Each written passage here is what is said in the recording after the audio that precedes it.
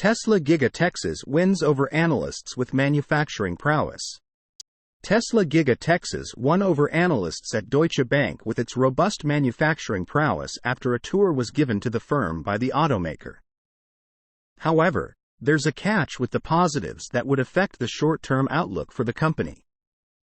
Emanuel Rosner of Deutsche Bank walked away impressed by Giga Texas's layout, which is well designed and runs very efficiently, according to a report from Street Insider.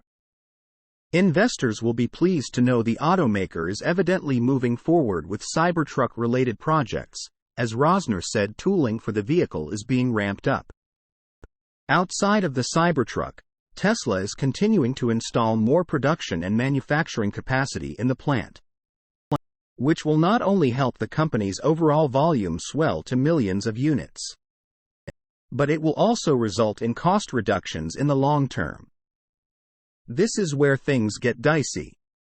Rosner does see encouraging developments that could deliver cost improvements in Tesla's future manufacturing efforts. However, the short-term outlook seems to indicate that Tesla may need to take additional price cuts in a weakening environment, which could put further pressure on earnings.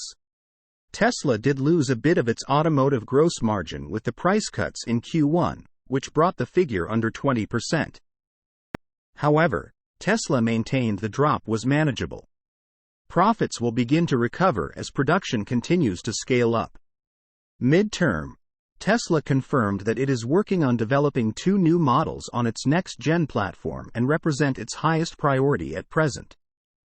We are also encouraged by the targeting combined unit volume of 5 million. And we remain bullish on the opportunity presented within the next-gen platform, Rosner writes.